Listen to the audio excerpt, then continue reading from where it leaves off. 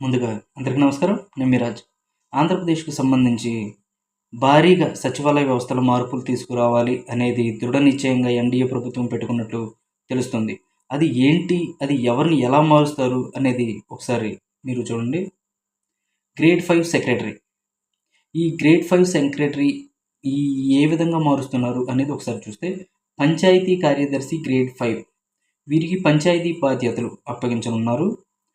Cluster వ్యవస్థ రద్దు, జనాభా, ఆర్థిక పరంగా పంచాయతీల కేటాయింపు. ఇది గ్రేడ్ 5 సెక్రటరీకి అప్పగించనున్నారు. అధిక సంఖ్యలో గ్రేడ్ 5లను గ్రేడ్ 4లుగా ప్రమోషన్లు.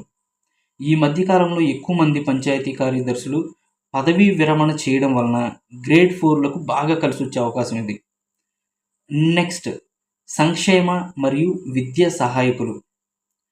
వీరి వలన ఏంటంటే ప్రభుత్వం ఇప్పుడు సూపర్ 6 అనే పథకాలు ప్రవేశపెట్టింది కదా.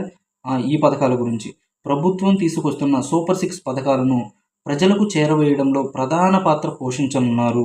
అది ఎవరు అంటే సంక్షేమ మరియు విద్యా సహాయకులు అనమాట.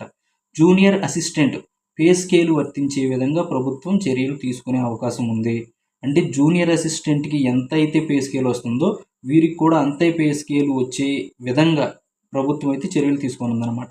అండ్ నెక్స్ట్ ఏంటంటే డిజిటల్ సహాయకులు అంటే డిజిటల్ అసిస్టెంట్లను జూనియర్ అసిస్టెంట్ కంప్యూటర్ ఆపరేటర్గా మార్చుతూ ఇప్పుడు డిజిటల్ అసిస్టెంట్లు ఎవరైతే ఉన్నారో వారిని కంప్యూటర్ ఆపరేటర్గా మార్చేస్తూ స్కూల్ ఎడ్యుకేషన్ డిపార్ట్మెంట్కి మార్చే అవకాశం ఉంది.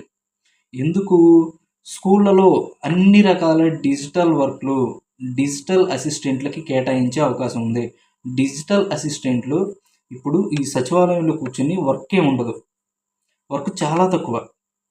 ఇదే వర్క్ని స్కూల్ అసిస్టెంట్లకి మార్చడం వలన అంటే స్కూల్ కంప్యూటర్ ఆపరేటర్లుగా మార్చడం వలన అక్కడ బోధనకు సంబంధించినవి టీచర్స్ చూసుకుంటారు. ఇంకా డిజిటల్ వర్క్లు ఏవైతే ఉన్నాయో ఈ డిజిటల్ అసిస్టెంట్లు ఆ స్కూల్కి సంబంధించిన వర్క్ అంతా కూడా ఆపరేట్ చేస్తూ ఉంటారు. ఇది ఒక మంచి నిర్ణయంగా చెప్పొచ్చు. ప్రతి హై స్కూల్కి ఒకరి చొప్పున కేటాయించే అవకాశం ఉంది. అంటే ప్రతి హై స్కూల్కి కూడా ఒక డిజిటల్ అసిస్టెంట్ని కంప్యూటర్ ఆపరేటర్గా ఇచ్చే అవకాశం ఉందన్నమాట. దీనివలన డిజిటల్ అసిస్టెంట్లకి వర్క్ ఉండిద్ది.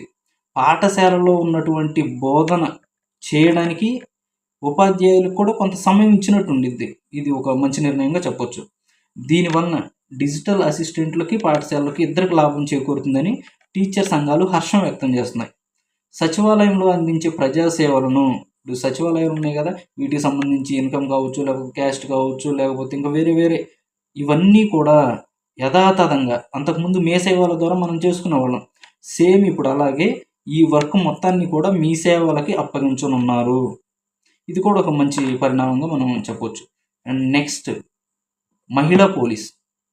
వీరికి ఫిజికల్ ఫిట్నెస్ పరీక్ష నిర్వహించి ఉత్తీర్ణులైన వారికి హోంశాఖకు అప్పగించే అవకాశం ఉంది.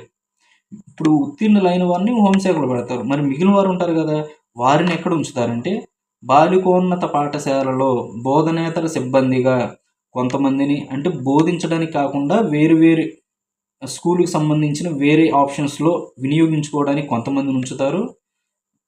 మహిళా జూనియర్ కాలేజీల్లో జూనియర్ అసిస్టెంట్ మరియు రికార్డ్స్ అసిస్టెంట్లుగా కొంతమందిని, మళ్ళీ ఖాళీగా ఉన్న ఐసిడిఎస్ డిపార్ట్మెంట్స్ ఉద్యోగులను వీరితో నింపే అవకాశం ఉంది.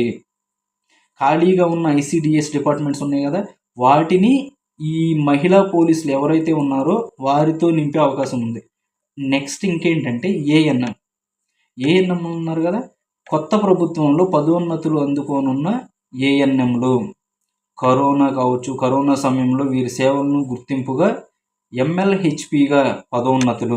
వీరి శాఖలో ఉన్న ఉద్యోగాల ఖాళీలను పదోన్నతుల ద్వారా అధిక సంఖ్యలో వీరితో భర్తీ చేసే అవకాశం అయితే ఉంది. నెక్స్ట్ ఇంకేంటంటే ఇంజనీరింగ్ అసిస్టెంట్లు. హౌసింగ్ స్కీములను రద్దు చేయనున్న ప్రభుత్వం. వీరిని పలు శాఖలలో ఉన్న ఖాళీలలో భర్తీ చేసే ఆలోచనలో ఉన్న ప్రభుత్వం. ఇప్పటివరకు హౌసింగ్ స్కీములు మొత్తం కూడా ఈ డిజిటల్ ఇంజనీరింగ్ అసిస్టెంట్లు ఎవరైతే ఉన్నారో వీరి అప్రూవల్ ఉంటేనే అక్కడ మనం ఏదైనా చేసుకోవాలి. కానీ ఇప్పుడు వీళ్ళు ఏం చేశారంటే దీని నుంచి వీరిని పక్కకు తప్పించే యోచనలో ప్రభుత్వం అయితే ఉంది. అండ్ నెక్స్ట్ విలేజ్ సర్వేయర్లు, విలేజ్ సర్వేయర్లు, అయోమయంలో village surveyors, land titling act రద్దు చేయనున్న ప్రభుత్వం. ఆల్రెడీ ఇది మనకి తెలిసిన విషయమే.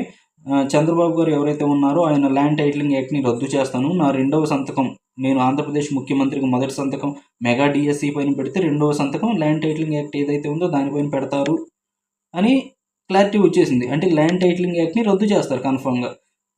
వీరి ఉద్యోగాల మార్పులపై ఎటువంటి స్పష్టత లేదు. వీరిని ఏ ప్రాంతానికి లేకపోతే ఎక్కడ గవర్నమెంట్ సెక్టార్లో ఏ ప్రాంతంలో వీరిని యూజ్ చేస్తారు, ఎలాంటి పనులకు వీరిని యూజ్ చేస్తారు అనే దానిపైన అయితే ఖచ్చితమైన స్పష్టత అయితే లేదు. నెక్స్ట్, వ్యవసాయ సహాయకులను వారి డిపార్ట్మెంట్కు అప్పగించే అవకాశం. నెక్స్ట్, విఆర్ఓలను యథావిధిగా వారి రెవెన్యూ శాఖ ద్వారా కొనసాగించే అవకాశం. పశు సంవర్ధక సహాయకులకు వారి డిపార్ట్మెంట్కు అప్పగించే అవకాశం. వీరికైతే ఓకే. నెక్స్ట్, సచివాలయానికి ఐదుగురు చొప్పున ఉండే అవకాశం వీరిలో. మొత్తం ఒక్కొక్క సచివాలయానికి సంబంధించి 5గురే ఉండాలి. ఆ 5గురు ఎవరంటే, ఫస్ట్ పంచాయతీ కార్యదర్శి, 2 సంక్షేమ మరియు విద్యా సహాయకులు, నెక్స్ట్ ఏఎన్ఎం, నెక్స్ట్ వ్యవసాయ సహాయకులు, 5వది విఆర్ఓ. ఈ 5గురు మాత్రమే ఉంటారు సచివాలయానికి. ప్రతి ఒక్కదానికి కూడా సచివాలయానికి 5గురు చొప్పున వాలంటీర్లు కూడా ఉండే అవకాశం ఉంది. 5గురు వీరు ఉంటే వాలంటీర్లు కూడా ఇంకొక సచివాలయానికి 5గురు ఉంటారు.